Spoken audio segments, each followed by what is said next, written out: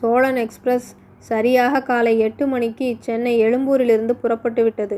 ஒரு 2ஆம் வகுப்பு பெட்டியில் பஞ்சு மாமாவும் பார்வதி மாமியும் அமர்ந்திருந்தனர்.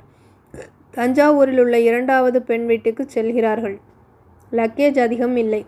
பார்வதி மாமிக்கு எழும்பூரிலேயே ஆனந்த விகடன், மங்கையர் மலர் இரண்டும் வாங்கி கொடுத்து விட்டார். ரயில் புறப்பட்ட சில நிமிடங்களிலேயே மாமி அதில் மூழ்கிவிட்டாள்.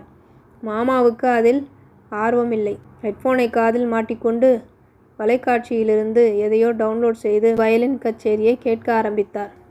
செங்கல்பட்டு தாண்டியதும் வீட்டிலிருந்து கொண்டு வந்த மிளகாய் பொடியை தடவிய இட்லியையும் சாப்பிட்டாகிவிட்டது. மாமிக்கு டிஃபனுக்கு அடுத்தது காப்பி குடித்தால்தான் டிஃபன் சாப்பிட்ட திருப்தி ஏற்படும். ஏன்னா காப்பி வந்தா வாங்குங்கோ, நான் சித்த நேரம் விகடன் பார்த்துட்ருக்கேன்.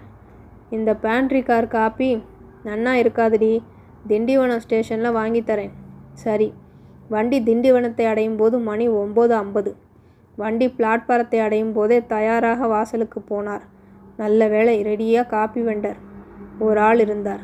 2 காப்பி கொடுப்பா. முதல்ல ஒரு காப்பியை மாமியிடம் கொடுத்துவிட்டு மீண்டும் 2வது காப்பியை சீட்டில் வைத்துவிட்டு அவனுக்கு பணம் கொடுக்க பர்ஸை எடுத்தார். ரூபாய் 200 நோட்டு தான் இருந்தது. அதை அவனிடம் கொடுத்தார். சார், 20 ரூபாயா இல்லையா சார்? இல்லையேப்பா. அவன் பாக்கியை கொடுக்க தன் பாக்கெட்டை துழாவினான். அதற்குள் வண்டி புறப்பட்டு விட்டது. பாக்கெட்டை துழாவிக் கொண்டே வண்டியின் பின் ஓடி வந்தான். அதற்குள் வண்டி பிளாட்பாரம் எல்லையை கடந்து விட்டது. அதற்கு மேல் அவனால் ஓடி வர முடியவில்லை. பஞ்சு மாமா சீட்டிற்கு திரும்பி ஒன்றுமே நடக்காதது போல் காப்பியை உறிஞ்சி குடிக்க ஆரம்பித்தார். எல்லாவற்றையும் மாமி பார்த்து கொண்டிருந்தாள். என்ன, 200 ரூபா போச்சா? ஆமாம், அதுக்கென்ன இப்போ? யாராவது அவன்கிட்ட 200 ரூபா கொடுப்பாளா? அவன் பாக்கி தர ட்ரை பண்ணினாண்டி. அதுக்குள்ளே ட்ரெயின் கிளம்பிடுச்சு. அதுக்கு அவன் என்ன பண்ணுவான் பாவம். போதுமே உங்கள் சமத்து. அவனை அப்படியே நம்புறல் பாருங்கோ. அங்கே தான் உங்கள் அசட்டுத்தனம் நிற்கிது. அவன் என்ன வேணும்னு ஏமாத்தினான்னு சொல்கிறியா? இல்லையா பின்ன. அவன் சும்மா பாக்கியை கொடுக்க வண்டி பின்னாடி ஓடி வரா மாதிரி சீன் போட்டிருக்கான். அதை கூட புரிஞ்சுக்க தெரியல உங்களுக்கு. போனால் போகிறதுடி, பாவம் ஏழை. பணத்தை கோட்டை விட்டதும் இல்லாமல் அவனுக்கு வக்காலத்து வாங்குறேளா? போதும், உன் ஆத்துக்காரனுக்கு சாமர்த்தியம் போராது தான். வாயை மூடிண்டு வா. இந்த சம்பாஷணையை வண்டியில் இருந்தவர்கள் அத்தனை பேரும் வேடிக்கை பார்த்தனர். அவர்களுக்கு இது ஏதோ சீரியல் பார்ப்பது போல் இருந்தது. பலர் மாமா அசடுதான் என்று தீர்மானத்துக்கு வந்தனர். சிலர் இந்த மாமிக்கு ஆனாலும் வாய் ஜாஸ்தி, மாமாவை எப்படி மட்டம் தட்டுறாள் என்று நினைத்தனர். வண்டியின் வேகம் அதிகரிக்க எல்லோரும் இந்த சம்பவத்தை மறந்து அவர்கள் முன்பு செய்து கொண்டிருந்ததை தொடர்ந்தனர். மாமா மீண்டும் கச்சேரியை தொடர்ந்தார். ஆனந்தமாக கண்ணை மூடி ரசித்ததில் அந்த 200 ரூபாய் மறந்தே போனார்.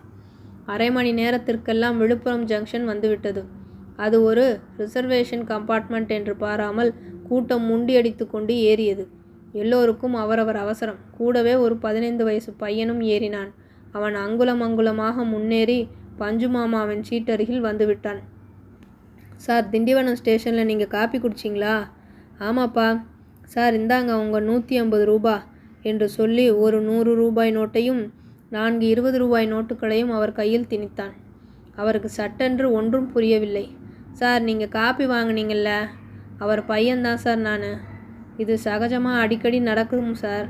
திண்டிவனத்தில் ட்ரெயின் 1 நிமிஷம்தான் நிற்கும்.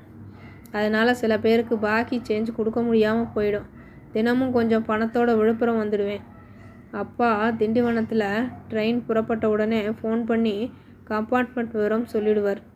நான் இங்கே ஏறி பாக்கி சில்லறை கொடுத்துட்டு பண்ருட்டியில் இறங்கி திரும்பி விழுப்புரம் போயிடுவேன் சார் என்றான் அந்த பையன்.